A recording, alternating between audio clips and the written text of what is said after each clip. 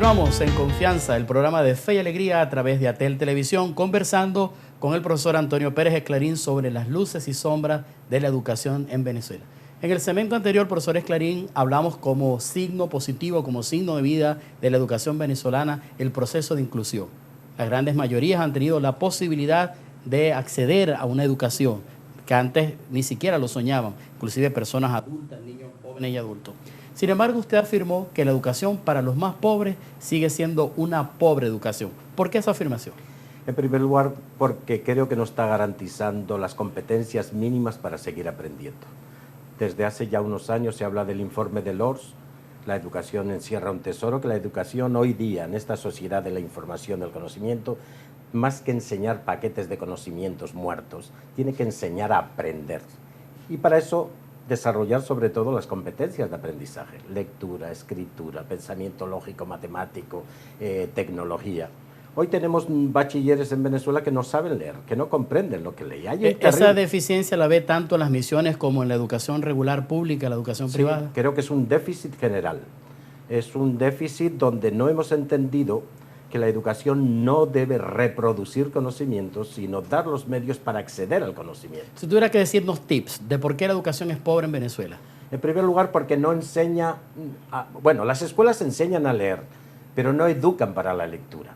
No educan para ser lectores. Lector que necesita leer para alimentar sus conocimientos, para alimentar sus valores, para alimentar su corazón. Segundo. Si de nuestras aulas, salieran alumnos lectores, les estaríamos abriendo la puerta a la sabiduría.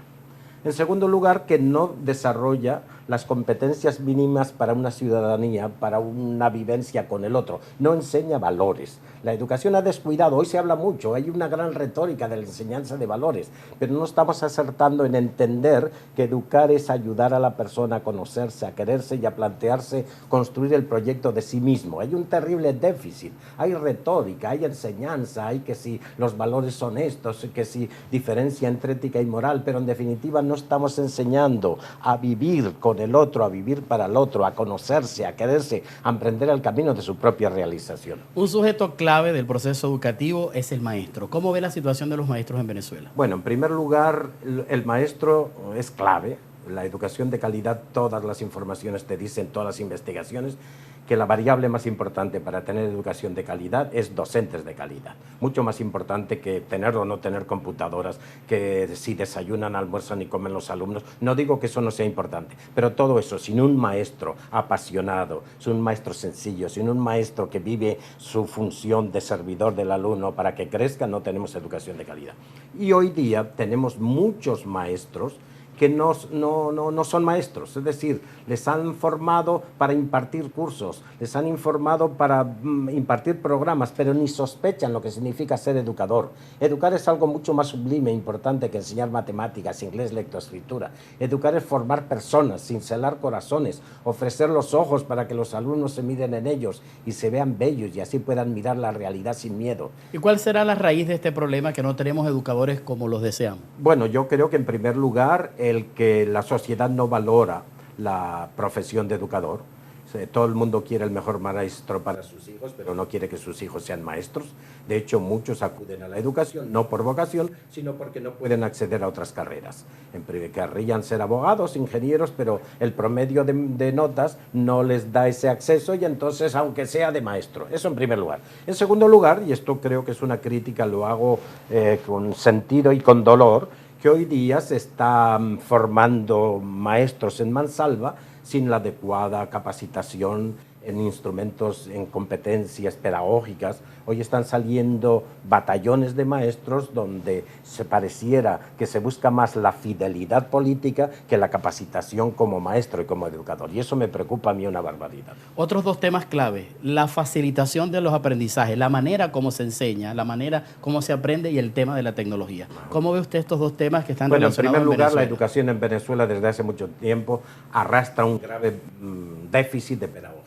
No hay pedagogía, en las universidades no enseñan pedagogía. Las universidades enseñan corrientes pedagógicas, pero no enseñan al maestro a ser pedagogo.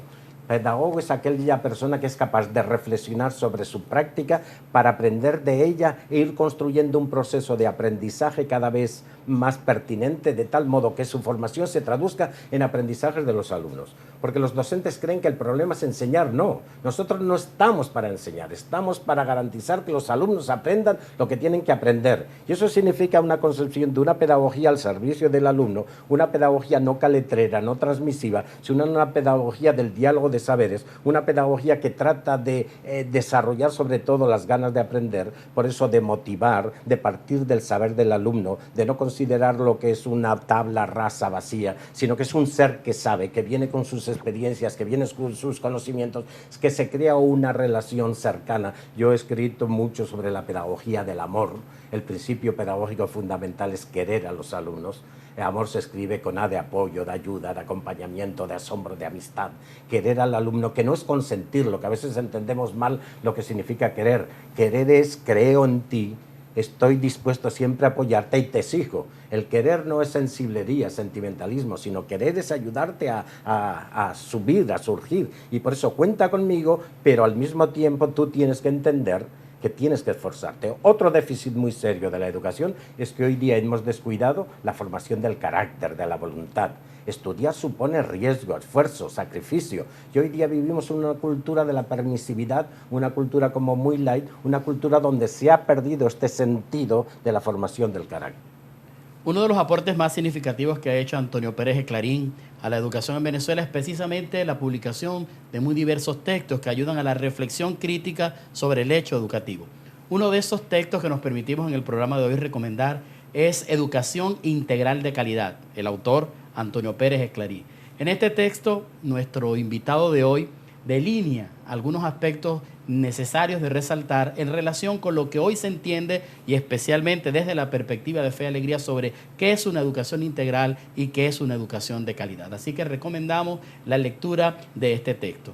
Y al regreso de este corte vamos a conversar sobre cuál es la propuesta de Fe y Alegría, estando las misiones que ofrecen educación para los más pobres, estando la educación pública, también la educación privada. ¿Cuál es esa propuesta de Fe y Alegría? ¿En qué se diferencia? ¿Qué es lo que quiere aportar Fe y Alegría desde la formación, desde la educación en el país? No se aparten de nuestra sintonía, que enseguida volvemos con ustedes en Confianza por Atel Televisión.